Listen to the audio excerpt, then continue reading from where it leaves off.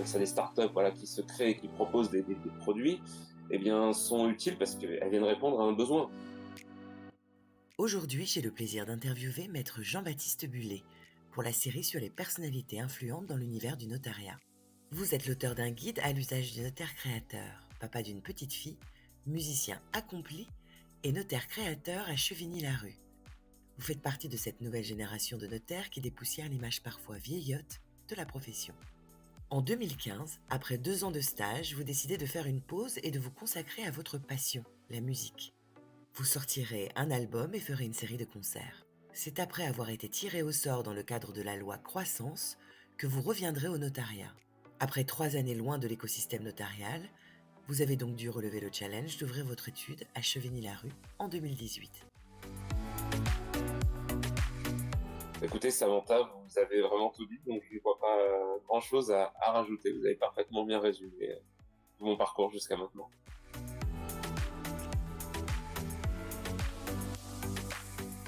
Pour jongler entre les différentes casquettes que je peux effectivement avoir, c'est d'abord beaucoup d'organisation, donc c'est essayer de prévoir en amont suffisamment tôt les événements, comment est-ce qu'ils vont s'enchaîner, donc vraiment beaucoup de rétro-planning, et puis j'ai la chance d'être très très bien entouré à tout niveau, aussi bien au sein de mon office notarial avec une équipe formidable qui est à mes côtés, à la maison avec une épouse fantastique aussi, donc c'est un tout qui fait que ça me permet de coordonner les différentes casquettes au quotidien.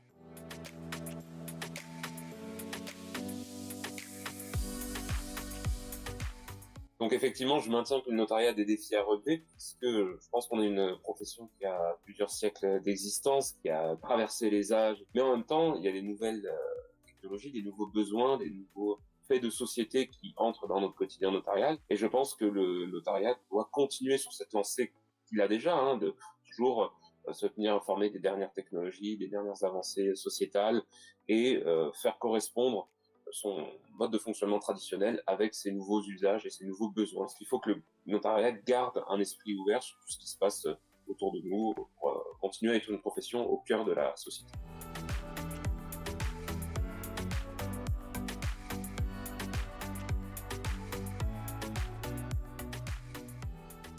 Oui, effectivement, j'ai le plaisir de président et fondateur de ce groupe Synergie Notaire, qui regroupe plus d'une centaine d'offices notariaux un peu partout en France, et on interagit ensemble au quotidien, notamment grâce aux nouvelles technologies, puisque vous voyez, nous on a utilisé la messagerie WhatsApp pour faire différents groupes par catégorie, ça peut être la gestion d'études au quotidien, ça peut être le droit de la famille, etc. Donc pour échanger ensemble. Donc ça c'est un premier exemple concret. Mais c'est vrai que ces nouvelles technologies, nous on s'est créé, on s'est rassemblés autour tout simplement au départ d'un groupe Facebook. On avait des questions, on échangeait entre nous. Mais d'un point de vue plus général, effectivement, je pense que il faut que les nouvelles technologies, quelles qu'elles soient, dans n'importe quel domaine, ça peut être bien évidemment l'informatique, ça peut être, on en parle beaucoup en ce moment, l'intelligence artificielle, ça peut être ces nouveaux environnements, le métaverse qu'on a, etc., avec nos casques de réalité virtuelle. Ça peut être tout un panel de nouvelles choses qui arrivent chez nous. Ça peut être les crypto-monnaies, les crypto-actifs, ça peut même être des questions de PMA, etc., puisque ça rentre dans notre quotidien notarial. On a des actes maintenant, on est habilité à cela par l'État. Donc, toutes ces nouvelles technologies, tous ces nouveaux points importants qui rentrent dans la vie des citoyens, en fait, eh bien, on doit se les approprier parce qu'il faut qu'on reste toujours parfaitement à jour, comme je disais tout à l'heure, parce qu'il faut que la technologie soit au service du notariat et pas l'inverse. Je pense qu'il faut qu'on se dote d'outils qui nous permettent de laisser aux technologies la gestion de certains points dans notre travail pour lequel on n'a pas vraiment de valeur ajoutée, pour nous permettre de nous recentrer sur notre cœur de métier, qui est de la réflexion intellectuelle, de la réflexion juridique et de l'accompagnement clientèle. Donc, je pense que la technologie doit être au service du notaire pour lui permettre de dégager davantage de temps pour ses clients, pour remplir sa mission d'officier public ministériel. Je pense que cette émergence de nouvelles technologies, de nouvelles plateformes qui existent dans l'écosystème notarial auquel on peut souscrire est une très bonne chose, dans le sens où toutes ces, j'appelle ça des startups, voilà, qui se créent et qui proposent des produits, eh bien, sont utiles parce qu'elles viennent répondre à un besoin. Et donc des gens qui se sont lancés comme ça pour nous aider à augmenter notre productivité en tant que notaire, mais également à renforcer notre mission de service public Donc effectivement, je pense que toutes ces nouvelles technologies qui arrivent vont nous permettre de mieux faire notre métier, c'est-à-dire de nous concentrer sur les points importants sur notre valeur ajoutée, donc comme je disais tout à l'heure, le juridique, l'intellectuel, et le conseil aussi, parce que de plus en plus de gens ont besoin d'avoir un être humain au téléphone, en face de soi, même en visio, et on assiste un peu à un retour en arrière par rapport à ça. Moi, je le ressens comme ça. On veut avoir des gens en face, avoir des réponses, et je pense que ces nouvelles technologies, ces nouvelles plateformes peuvent nous aider à dégager du temps sur des tâches qui étaient chronophages. Peut-être qu'un ordinateur le ferait mieux que nous, tout simplement. Ça peut être renommer des pièces, analyser un état hypothécaire, ça peut être même de la gestion de suivi client. Nous, on n'a pas le temps d'aller voir, par exemple, du CRM, hein, d'aller voir, tiens, bah, nos clients, là, ils vont avoir 61 ans dans 2 ans, ça pourrait être bien qu'on commence à leur parler de donation ou de choses comme ça. Donc ça, on n'a pas le temps de le faire dans notre notariat. Donc je pense que des outils numériques et digitaux qui nous permettent de voir ce genre de choses, ça peut être vraiment le top, parce que je considère que c'est une charge mentale dont je serais ravi d'être débarrassé. Donc oui, je vous donne quelques idées qui passent par la tête, mais de comment les nouvelles technologies peuvent aider le notariat dans son quotidien et pourquoi je suis content de voir de nouvelles plateformes émerger.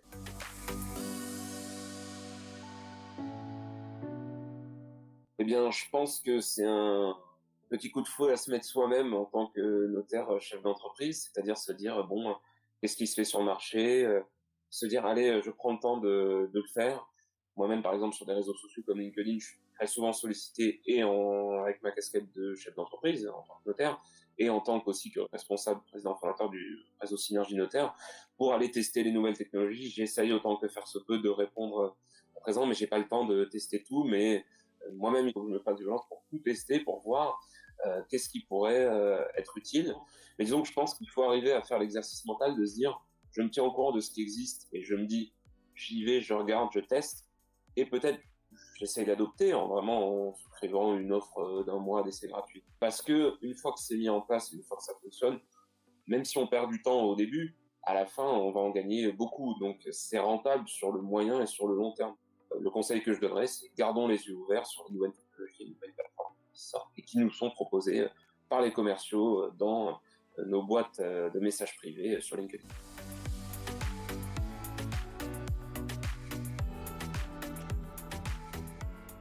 Ben oui, vous voyez, justement, on en parlait tout à l'heure. C'est quelque chose, à titre personnel, que je ne mets pas en place du tout, alors que je suis convaincu du bien fondé de justement exploiter euh, pour le bien des clients hein, les informations qu'on a sur eux.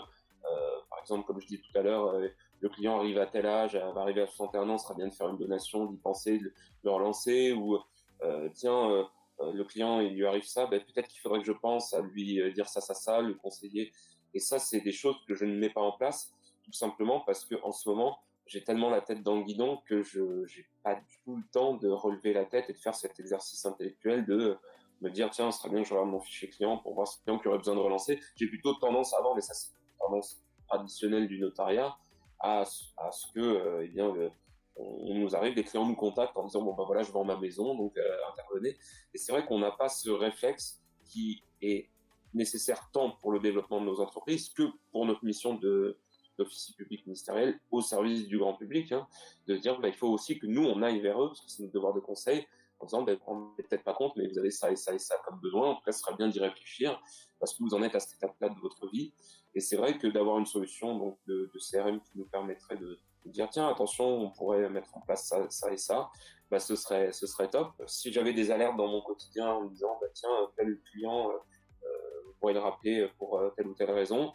Ça ne veut pas dire que je le ferai parce que bah, j'ai pas plus de temps que ça dans mon quotidien, mais ça pourrait me permettre de dire ah oui là c'est vrai que là il y a un vrai besoin. L'idée d'avoir une solution CRM dans mon exercice notarial ne me déplairait pas. Notre activité elle est très liée à la conjoncture, donc là on parle de l'immobilier, les taux qui remontent, l'immobilier qui chute un petit peu.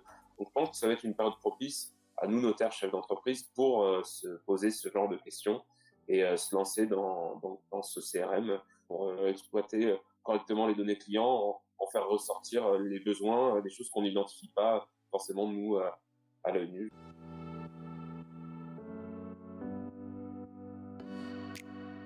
Alors oui, tout à fait, c'est marrant de vous parler de cette histoire. C'est vrai que, bah, comme beaucoup de gens ChatGPT qui a été mis gratuitement à la disposition du grand public, bon, bah, je suis tombé sur des articles que j'ai eu envie de tester moi-même et j'ai été vraiment bluffé du résultat.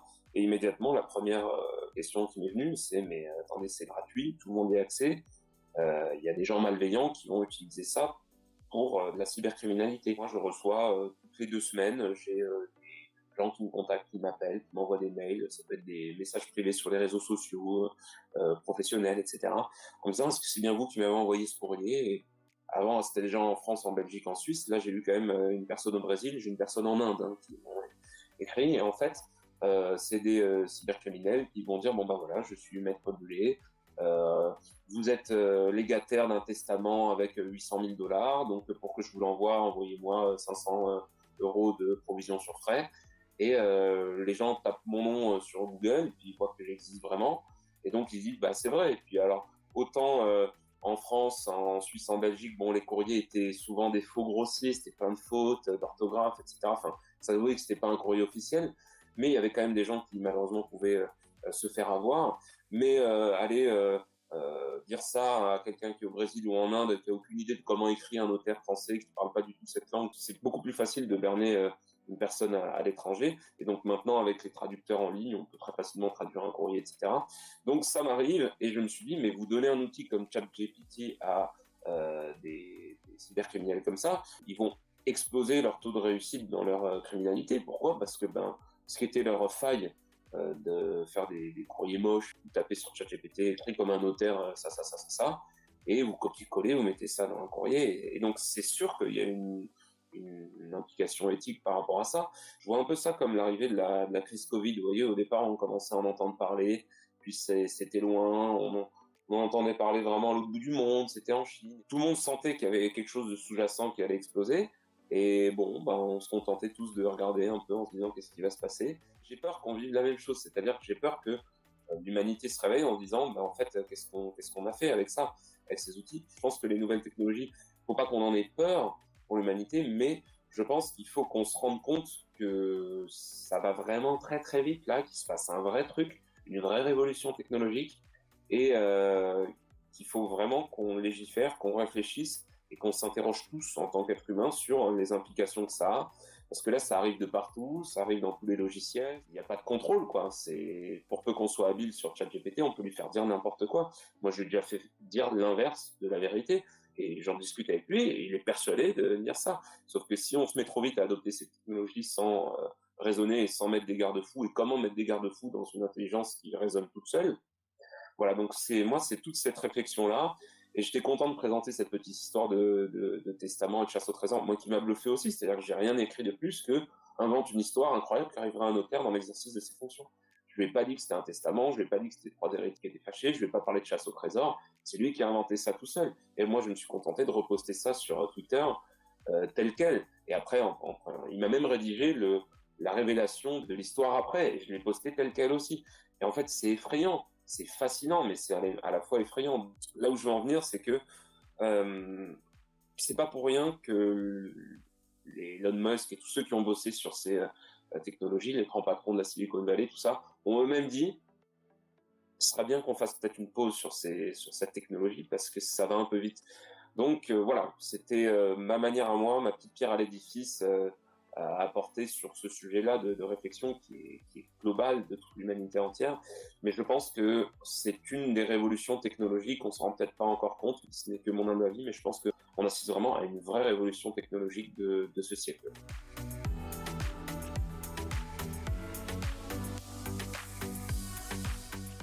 Eh bien, si je me mettais à votre place et si je crée une Legal Tech maintenant, je pense que le conseil que je vous donnerais, c'est de pas hésiter à prendre des bêta-testeurs, des notaires vraiment, et leur dire allez-y, voilà, je vous donne 6 mois gratuitement, faites-moi tous les retours, et dites-moi qu'est-ce qui va pas, qu'est-ce qui va, qu'est-ce qui match, qu'est-ce qui vous manque, et tout le temps se dire il faut que j'améliore, il faut que j'améliore, il faut que j'améliore.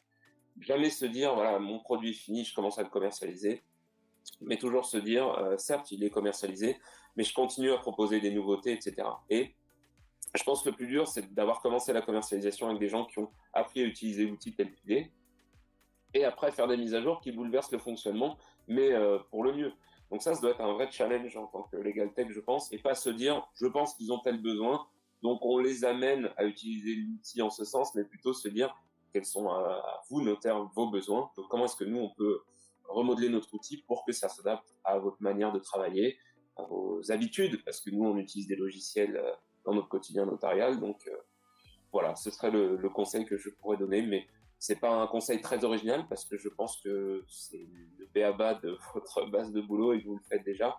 Mais je suis content de voir que les outils s'adaptent vraiment à nos besoins et aux limites que nous on rencontre, même en tant qu'utilisateur. Donc, mon conseil serait continuer comme ça.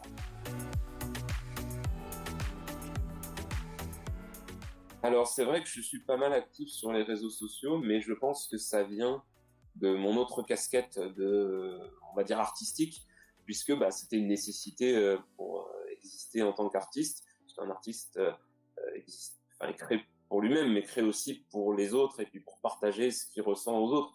Donc le but étant, depuis l'émergence des réseaux sociaux, bah, de se faire connaître entre guillemets, de partager au plus grand nombre nos créations. Et donc, bah, j'ai appris assez tôt avec l'avènement des réseaux sociaux à travailler dès 2014-2015 sur comment fonctionne la communication. Et c'est vrai que je vais avoir tendance, en tant qu'être humain, donc à transposer ça aussi dans mon rôle de notaire. Après, je ne vois pas à titre personnel. Bon, moi, je suis notaire dans une commune.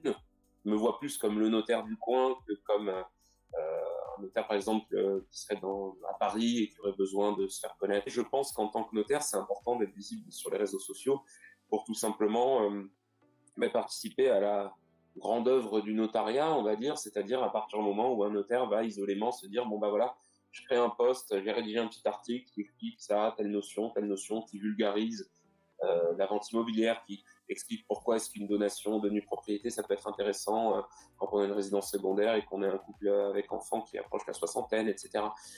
Et ça, en fait, tout cumulé, je pense que individuellement, je ne sais pas si ça va avoir un impact très très fort, parce que bon, les gens de son entourage géographique va avoir tendance à être naturellement leur notaire s'ils le connaissent déjà sur les réseaux sociaux. Et sur des réseaux sociaux professionnels type LinkedIn, bah moi j'ai 80% de notaires, donc c'est pas, mais je vise pas quand je fais un post LinkedIn, c'est pas pour des nouveaux clients, c'est plutôt pour eux.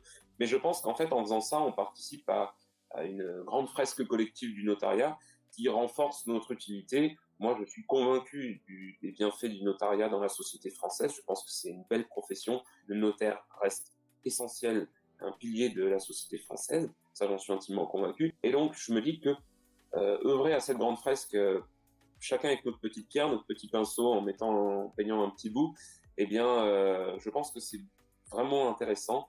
Donc, tous les articles qui seront rédigés par des notaires, tous les posts sur les réseaux sociaux, alors peu importe le ton, que ce soit très professionnel, très cadré, que ce soit humoristique, que ce soit même parfois j'en vois un peu sarcastique, mais ça permet de faire passer une info, que c'est important, de montrer aux citoyens françaises et français que nous sommes là à leur côté.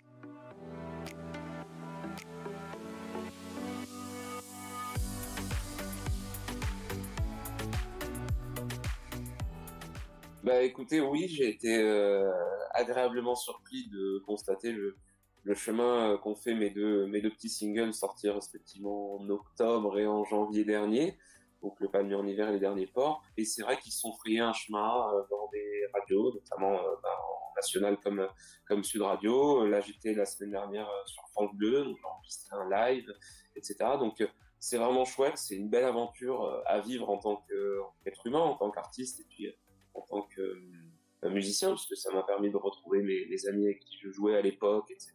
Et je suis très content de pouvoir vivre ça. Ça reste de l'organisation aussi, et familiale et professionnelle, de par rôle de mari, de papa, et par mon rôle aussi de chef d'entreprise.